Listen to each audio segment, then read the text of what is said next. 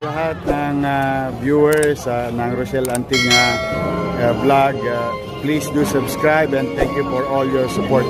Toits, oh. Yeah, no? Ingat. Muli po, palakpakan po natin ang Mr. Malasaki, Senator Bongo! Sa Senado, Senator Bongo! Go! Bongo! Piliin ang numero 28, Go Bongo sa balota! Ibalik sa Senado! Muli po, palakpakan po natin Senator Bongo! Sa'yo'y mag-bongo-bongo sa Senado, 28 ang kanyang numero, 28 sa Senado, Senator Bongo! Go! Bongo!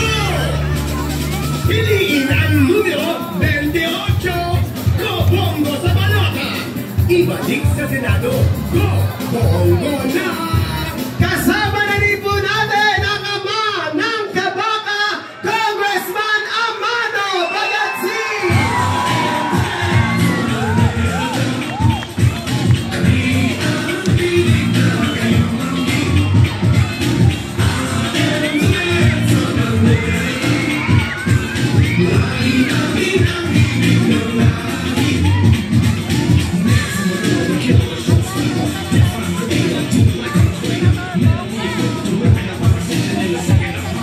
Muli po, palakpakan po natin ang ating mga Your Best Choice, baby, ng ating muling Senador Bongo! At Congressman Lito Atienza!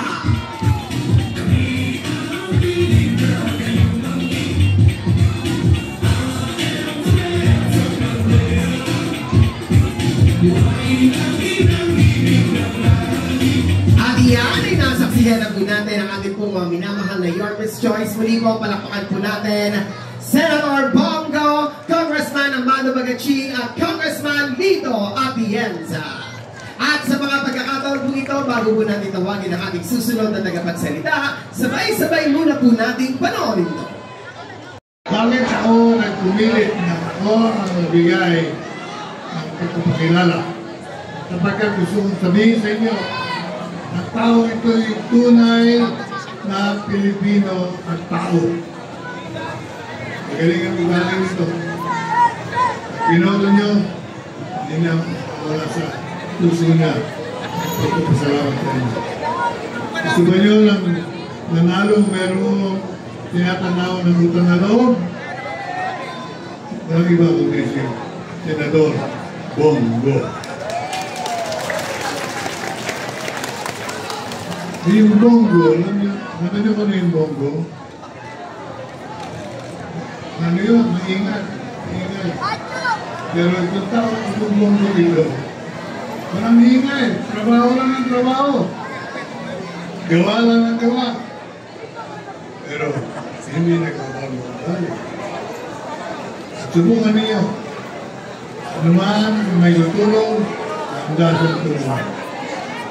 At ako naman, ay garanto sapagkat buong loob ko nagagawa ng mabuti si Senador nito. Sino ang boto natin, Senador?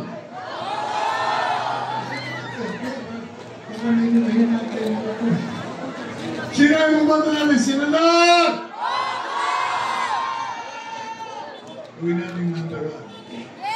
Ako, talagang number 1. Ano muna iboboto ko yan? Wala na ako iboto. Dahil, pero na may bumubog sa akin. Si Senador Rasani. At saka si Senador Philip Salvador. Okay din yun. Pero ang champion sa lahat, pinag-iusap ko sa inyong lahat. Pinamahal kong anak, inay. Nanay, Senador Bongo. Okay? Mabuhay, Senador!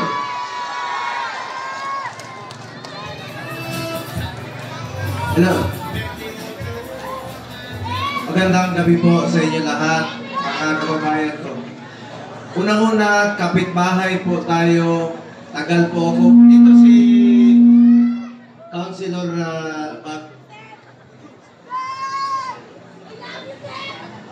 Hello, yan.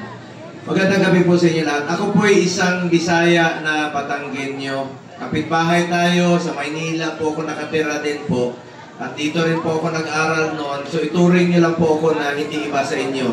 In fact, kapitbahay kami ni Councilor Bobby Espiritu. Diyan lang rin po ako nakatira sa isang apartment rin po.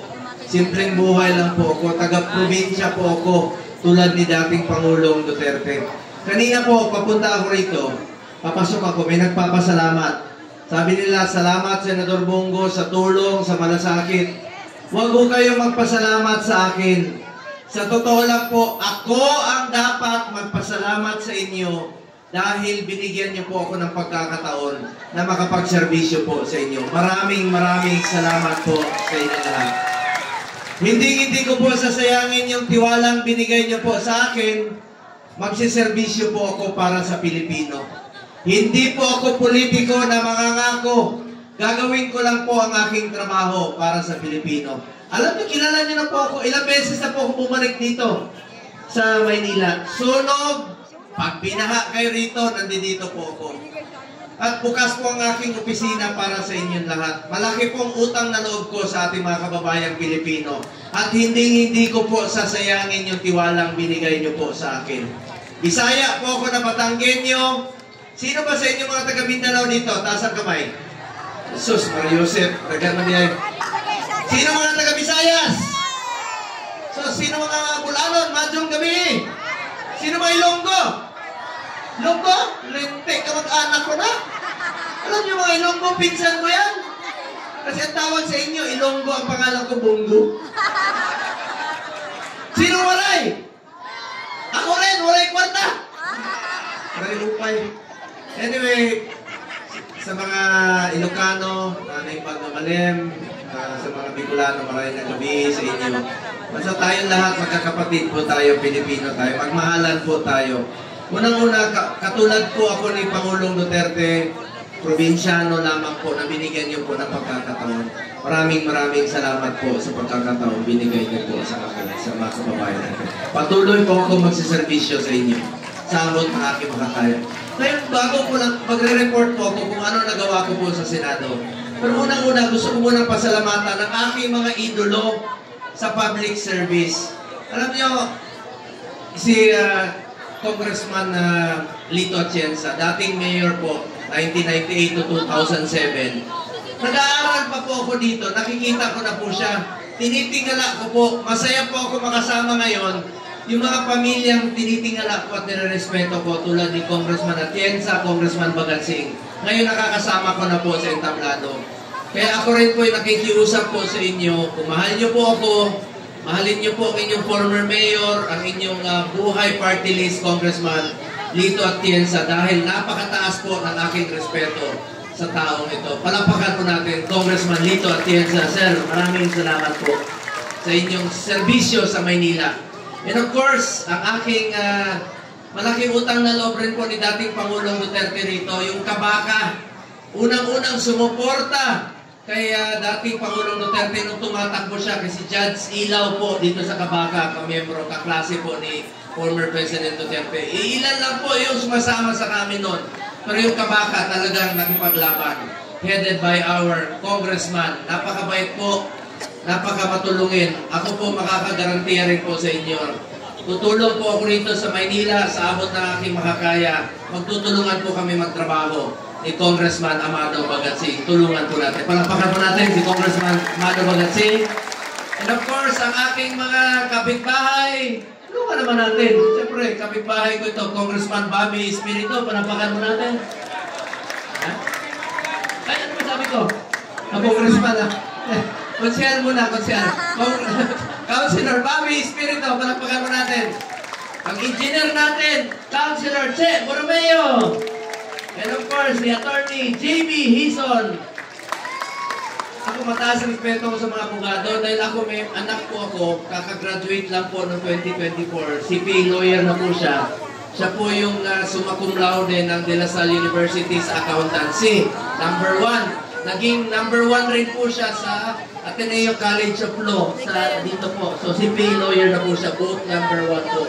Kaya proud po ako na sa mga kabataan, ito mga kabataan, mag-aral kayo ng mabuti ha. Edukasyon. Mamaya, bigyan ko kayong bola. Mamaya. Pero laro kayo ng basketball ha. Alam nyo, bilang chairman po ng Committee on Sports, isisingit ko na lang po, talagang gusto kong labanan ng illegal na droga. Pero through sports po itong akin. Naniniwala po ako na isang paraan na labanan natin ang illegal na droga ay through sports. Get into sports, stay away from drugs to keep us healthy and fit. Pagdating ng panahon, kung may mga paliga kayo rito, pa-basketball o may mga atleta kayo, and I'm sure proud kayo. Ako proud ako, chairman ako ng Sports 2019. Nakamit natin ang first ever gold sa 2020 Tokyo Olympics at dito pa nanggaling sa Maynila nung Paris Olympics, 2 gold po si Carlos Yulo. Palakpakan natin mga taga-Maynila. Kaya kayo, mag-basketball na lang kayo, volleyball, mamaya. Anin kayo, sige. Walang hangin, okay lang. Kung nagmamadali kayo, sayang. Kung nandito si Philip Salvador, maraming hangin sa tiyan. Minsan si Philip Salvador, minsan kasama kami sa kotse, tumutunog yung pantalon niya. Pag hindi ako makahinga, siya pang galit. Sabi niya, huwag ko amoy. Nakikiamoy lang daw ako. Mabait yun. Huwag niyo kalimutan na si Mr. Efectivo, Philip Salvador, yung kasamahan ko rin po sa partido. Matulungin po yun. Idol ko yun sa pelikula. Mamaya, huwag kayo mag-alala. Mga kabataan, isa po ako sa author at co-sponsor ng National Academy of Sports. Meron na po tayong eskwelahan sa New Clark City. Isa po ako sa author at co-sponsor. National Academy, love you rin po. Isang eskwelahan po ito na pwede na mag-aral at the same time mag-training ang student athletes po. Kaya suportahan natin ang ating mga atleta. Ako mahilig ako sa basketball. Diyan nanonood ako dyan sa Ninoy Aquino Coliseum, mga bata doon. Bongo, bola! Sinisigawan ako, sabi, hoy, Bongo! Sabi ko, hoy ka din! Hindi. Ibig sabihin yan, ang turing nyo sa akin parang kapitbahay lang. Huwag nyo po ako tawagin senador, Bongo lang tawag nyo sa akin, okay lang sa akin. Paano nyo mamalilimutan ang pangalan ko? Ang daling at dalawa, G.O. Ang apelido ko, ang pinakamadaling maalala nyo. Pag traffic na, ano yung maalala nyo? Ano yung traffic light? Go. Pag gutom na kayo, bibili kayo ng manok. Shocks to? Kita nyo. Anong pangalan ng dating Pangulo? Rodri? Anong paborito naming ulam? Mong? Marami yan dito. Marami ang kamag-anak. Sino sa inyo rito ang go? Sino sa inyo lasengko? Taas kamay. Tumari pa kayo. Meron lang akong paalala. Sa lahat ng mahilig uminom dito, sa lahat ng lasengko, huwag kayong magmaneho pag nakainom. Delikado yan. Pag may nangyari, ako na naman maalala nyo, pag kayo ay na... kita nyo, hindi nyo malilimutas pangalan ko. Isa pa, anong paborito nating araw? Walang trabaho. Linggo! Huwag kayo maingay. Anong paborito hotel ni Philip Salvador? Disposo kayo. Wala naman dito. Biro lang. Gusto kong maging masaya rin po ang inyong pagpupulong ngayon para hindi puro seryoso. At unang-una gusto kong pasalamatan rin po ang ating mga konsehal. Tulungan po natin, Councilor Mon Yupanco, panapakan po natin. Councilor Zeb Laureano Lau, panapakan po natin. Ang anak po ng aking kaibigan, hinahanga, nire-respeto si Ma'am Carmen Ignacio. Councilor Ignacio po, panapakan po natin. Salamat po. Wala na ba ako nalimutan? And of course, proud po ako, nakapunta po ako dito sa inyong tablado. May, na tayo, atienza na. Meron pa tayong bagatsing. Mamaya, nandito pa ang aking kaibigan na si Mayor Yorme Isko Moreno Tumagoso. Gusto ko lang pong ikwento sa inyo ang aming pagkakaibigan po ni Isko. Alam niyo, parati yan noon sa Davao. Magkaibigan kami. Patakbo pa siya muli ng mayor. Kasama kami dyan, kumakain kami sa Lechon Kawali. Saan barangay yun? Dito. Kumakain kami nun sa kanto-kanto lang. Tuwing may nasusunugan, sinasamahan niya ako. Tuwing merong mga nabahaan, sinasamahan niya po ako. At naging kasama po kami kasi naging DSWD USEC po siya. So ang amin, kaibigan po kami. At isa lang po ang pakiusap ko sa kanya. Tulungan yung mga mahihirap nating kababayan. Huwag po kabayan. Magkakasama po tayo sa pagsiservisyo rito. At bilang inyong senador, I have authored 17 laws. I have principally sponsored 84 laws. I have co-authored and co-sponsored 187 laws. At wala po akong absent sa Senado. Perfect po ang aking attendance sa Senado. Dahil sipag, pagseservisyo, at pagmamalasakit po ang pwede kong i-alay sa inyo. More servisyo po. Kung papalarin po ako at sa tulong ninyo, magsiservisyo po ako sa inyo sa abot ng aking kaya. Asahan nyo bukas ang aking opisina po para sa inyo. Bilang chairman po ng Committee on Health, Sports and Youth, health tayo.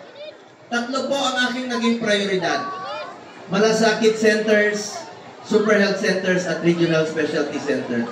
Meron na tayong 167 na malasakit center sa buong Pilipinas. At ang Maynila po, ang syudad ng Maynila, ang isa sa pinakamaraming malasakit center sa buong Pilipinas. Tondo, Jose Reyes, PGH, at Pabella. 4 po ang inyong malasakit center sa syudad ng Maynila. At sa buong Pilipinas, marami po yan. Lapitan nyo lang po ang malasakit center. Para po yan sa Pilipino. Karapatan nyo po yan. Lapitan nyo lang po. Kung may kailangan rin po kayo, bukas po ang aking opisina bilang inyong senador. Nabanggit ko na kanina, chairman ako ng sports at youth. Sa mga kabataan, kayo ang kinabukasan ng bayang ito. Gusto ko lang po isingit sa inyo. Sa kakaikot ko sa mga ospital, naawa po ako sa mga watcher. Pwera sa mga pasyente na binabantayan nila. Hirap rin po sila. Wala silang komportableng higaan o upuan man lang. Tingnan nyo sa PGH. Nasa sidewalk yung mga pasyente, ay yung mga watchers, while waiting sa kanilang mga pasyente, di ba? Kawawa naman yung mga watchers din. Nakaupo lang dun sa sidewalk. Kaya nagpatayo po tayo ng Watchers Hall. 5 po yan. Kasama na sa PGH, Heart Center, Quirino Medical Center, at yan po sa Children's Medical Center, Southern Philippines. Yan po, tingnan niyo po yung litrato. Pwede na po magpahinga. At the same time, makaupo man lang, komportable ang ating mga watchers while waiting po sa kanilang mga pasyente. Importante po sa akin ang kalusugan ng bawat Pilipino. Kaya nga, galit ako sa PhilHealth dahil sobra-sobra ang pondo nila. Habang naghihingalo po ang mga pasyente, walang pambayad. Kaya nung budget deliberation, pinapirma ko ang PhilHealth at hindi ko titigilan ang PhilHealth sa kanilang pinangako. Alam niyo ba? Tingnan niyo yung hospital billing ninyo. Sobra-sobra ang pera ng PhilHealth, binalik na sa National Treasury. Tapos yung mga pasyente natin, ang liit na binabawas. Tingnan nyo, meron isa dyan, Provincial Health Officer ng Camarines sa Norte, na-admit siya 4 million. Ang sinagot ng PhilHealth, 27,000. Na-admit siya muli, 6 million. Ang sinagot ng PhilHealth, 29,000. A total of 57,000, wala pang 1%. 200,000 yung nakaltas sa sweldo niya, namatay na siya, nalugi pa. Kaya babantayan ko ang PhilHealth. Nung budget deliberation, pinapangako ko, pinapirma ko sila. Ito yung mga pinapangako nila. Sasama nila yung check-up sa ngipin, sasama nila yung check-up sa mata at libreng salamin. Tataasan na nila yung case rates by 50%, pero mababa pa rin yan para sa akin. Hindi ako kontento. Sasama na nila yung heart attack, no? Yung emergency cases, mga 500,000 na po pag emergency cases. At yung polisiya nilang anti-poor na nabantayan ko, tatanggalin na nila. Halimbawa, meron silang polisiya na single period of confinement policy. Sa loob po ng 90 days, bawal kang i-cover ng PhilHealth pagka nagka-pneumonia ka muli. Kalokohan yun. Bakit mo titipirin ang Pilipino? Pera natin yan. Meron pa silang polisiya na kailangan mo magpa-admit ng 24 hours bago nila i-cover. Kalokohan po yun. Ngayon, nag-introduce sila ng bagong emergency packages. Meron pa silang polisiya na 45 days lang ito cover nila. Kalokohan rin po yun. Ngayon, tinanggal na nila. Yan po ang pinangako nila at patuloy kong babantayan ang PhilHealth para sa Pilipino. Dahil naniniwala po ko, ang PhilHealth para sa health yan, hindi negosyo yan. Hindi negosyo yan. Insurance yan na meron tayong masasandalan. So, salamat po sa inyong lahat. And of course, gusto ko rin pong batiin si ating Vice Mayor Chi Atienza, ang anak po ng ating inamahal na Congressman Lito Atienza. Palapakan rin po natin. Sigaw kayo ng bungo, mabunggo kayo. Ako kami kasalanan. Mamaya, meron mo yan. Ito, mistiso. Salamat sa inyong lahat. Asahan niyo po, nandirito lang po ang inyong Kuya Bongo. Huwag po kayong mag-atubiling lumapit sa akin. Malalapitan niyo po ako. Wala po akong kaarte-arte sa katawan. Kung anong kinakain niyo, gano'n din po ako. Kung anong sinasakyan ninyo, gano'n din po ang aking sasakyan. At mahal na mahal ko po kayo lahat. Meron lang po akong sasabihin sa inyo. Sana po'y maalala ninyo sa mahabang panahon na nagkita tayo rito sa Manila. Minsan lang po tayo dadaan sa mundong ito. Kung ano pong kabutihan o tulong na pwede natin gawin sa ating kapwa, gawin na po natin ngayon dahil hindi na po tayo babalik sa mundo ito. Ako po ang inyong Senator Kuya Bongo, patuloy na magsiservisyo sa inyo lahat. Dahil ako po ay naniniwala na ang serbisyo po sa tao, serbisyo po yan sa Diyos. May pakiusap ako, patuloy natin ipagdasal si Tatay Digong. Ipagdasal po natin ang kanyang kaligtasan, ang kanyang kalusugan, at ang kanyang kalayaan. Hirap po maging 80 years old. Alam po ni Congressman Lito yan, mapanayo sa ating bayan. Pagdasal po natin at patuloy natin siyang ipaglaban. Maraming salamat po. Alam ko marami sa inyo ang sumusuporta kay Tatay Digong. Salamat po sa inyo naman. Mahal na mahal ko po kayo. Salamat po.